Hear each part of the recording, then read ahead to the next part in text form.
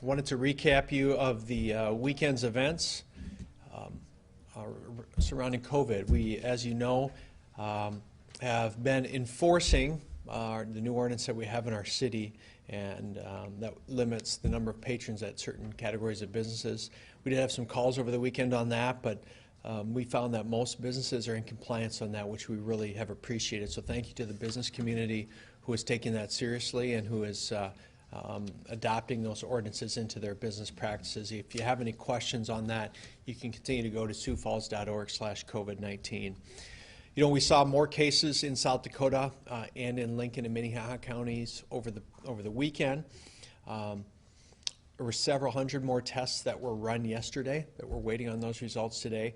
I want to just go on record and say that this will be the new normal now. We will see more cases daily, and that will continue to happen. What we continue to be watching with the data, this is why I wanted to bring that back out, is we are trying to stay in the blue.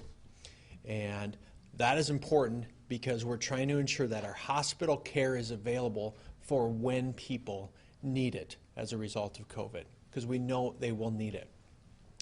This is where you get in trouble. This is where we're hanging out right now. And so the measures that we're taking continue to put us in a good spot. People have asked about PPE and ventilator capacity and other things. We continue to feel confident about where we sit in all those areas.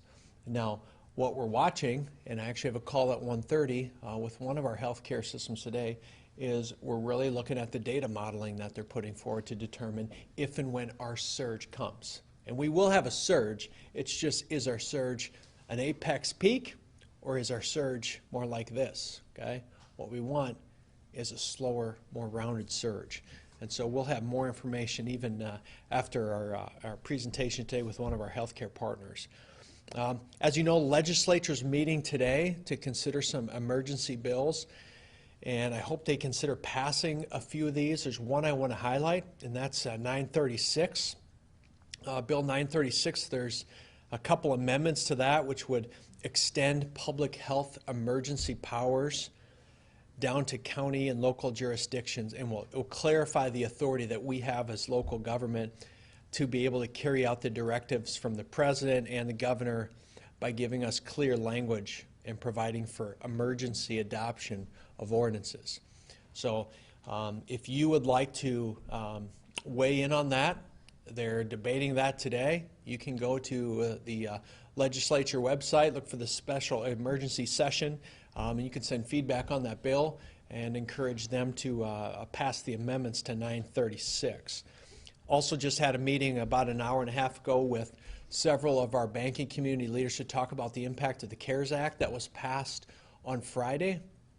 It's been, 72 hours since that was passed, and let me tell you, there's a lot to unpack from that bill, but the cornerstone of that bill is the payroll protection program that will allow small businesses of 500 employees or less to keep their employees on their payroll. What we're really trying to do with that bill is keep people out of unemployment and collecting unemployment insurance and unemployment benefits, keep them on their payroll instead. And so more information's coming on that as these banks figure that out. I would tell any business owner out there, if you have a question about the CARES Act or the payroll protection program, your first point of contact, talk to your bank. Talk to your banker. They will get you pointed in the right direction. People have continued to ask about our parks. Our parks continue to stay open. Our parks are open. But social distancing, 6-foot social distancing is obviously strongly recommended and encouraged in our parks right now. And so, yes, I have people reporting kids playing basketball and playing soccer, and they shouldn't be doing this, and Mayor, you need to do something about that. And we're looking at that and determining if we have to be more heavy-handed in the parks. Honestly, the parks are the one outlet for a lot of people right now. And so we'll be pretty lenient with our parks right now so people can continue to get out. I know for myself, went on a jog yesterday. As I meet people, they'd step 3 feet off the sidewalk, I step 3 feet off the sidewalk, we'd go past each other, and then we'd reconvene after we were passed. So people are noticing how they need to act in our parks and on our sidewalks and so forth. Lastly, just a few fun things. all right? For the kids, continue to post art in your windows. This has been a bright spot. A lot of artwork all across our city. Use the hashtag #SFStayAtHomeArt. We're literally getting hundreds of submissions to that. We're going to pick some of the best ones and give some prizes out to some kids for that. 3:30 today, kids. Join me on my Facebook page. We're going to have a Facebook live chat to talk about COVID, why you don't have to worry about COVID, why it's okay to worry, and we'll have a kind of a candid conversation around that. And then lastly, tonight, a cool thing that's been organized by our community and has really taken off is we're going to have some drones and helicopters flying over our city tonight, capturing some footage between 9 and 9:15 as we light up the sky. So we're asking people to get out your cell phones, get your lights, get your flashlights, get lanterns, wave them around for 15 minutes. We'll capture that footage, and there's going to be some neat video that will come from that to show solidarity and unity as a community as we work through this. So those are the updates I wanted to give today. I would open up the floor for any questions that anyone might have for myself, my city attorney, as well as our public health director also here. When the surge does happen, what are some of the precautionary options the city is kind of weighing in case ventilators and that kind of stuff does become short, or capacity does become short? Sure. So I'm going to invite Jill up here. The question was, when the surge does happen, what are some of the precautionary measures that the city is taking with vent capacity and things like that with our healthcare systems? Well, that's one good reason why we have a unified command. That's why we have both Sanford and Navarra partnering with us to be part of the decisions, the forward thinking that we're and how we're anticipating. Decisions we're making today are the things that are going to get us here. And so once we get to that point, if we start seeing that we're exceeding our capacity, that's when it's too late. Honestly, right now is what we have to be really doing as a community so that we can flatten that curve. And so, but as far as we're continuing to every day sit down, we're talking through where are they at, what are they seeing. You know, right now they're really in a good place right now. We're waiting for that surge to start.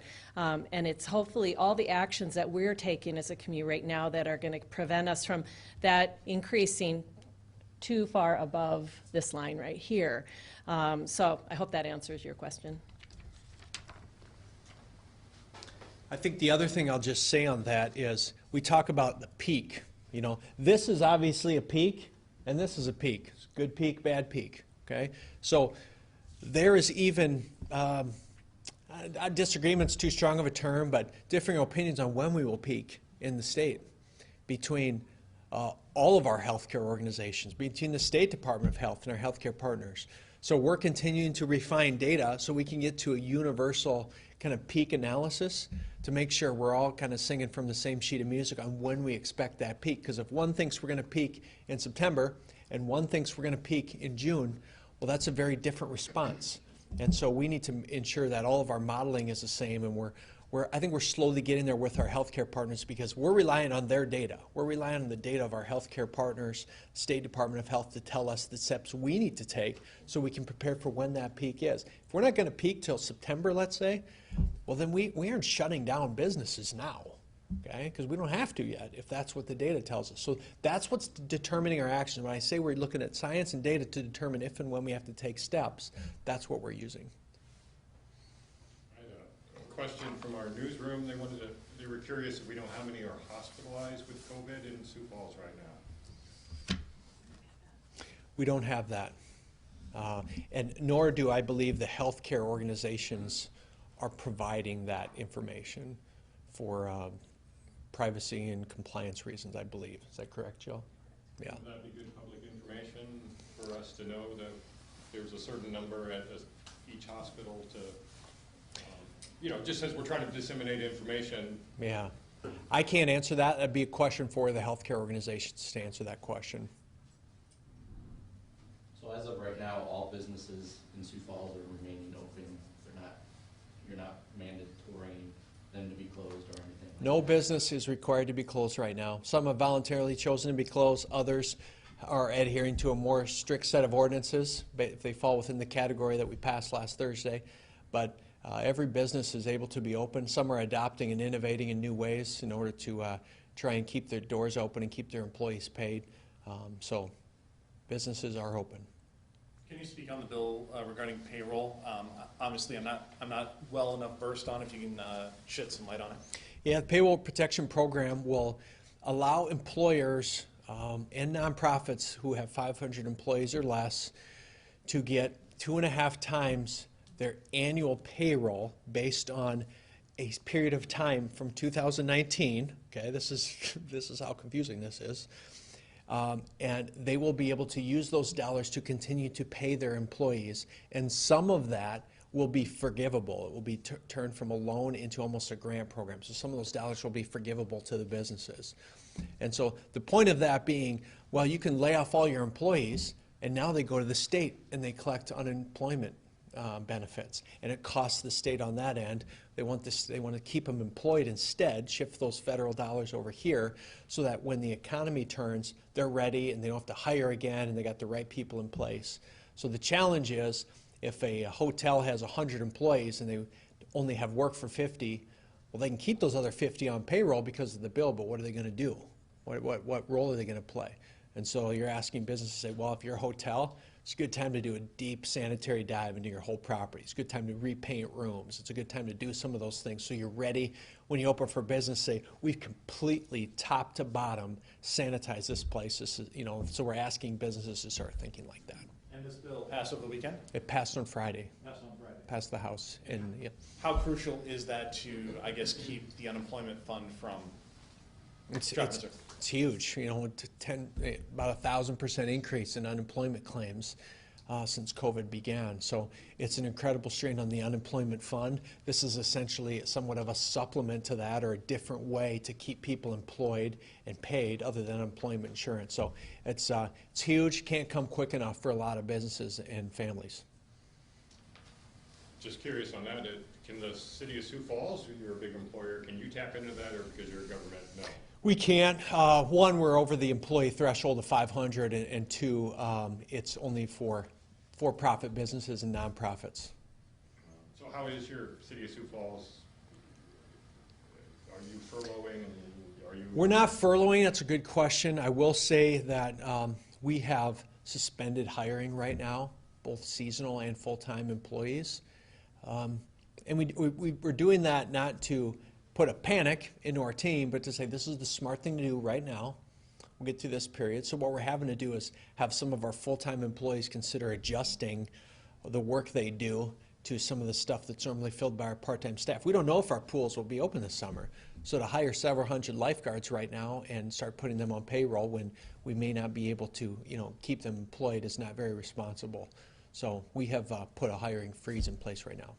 And you haven't laid anyone off? No layoffs, no furloughs from the city. Sorry, I didn't read those back. We didn't lay anyone off, was the question. Okay, thank you guys for your questions today. Appreciate it.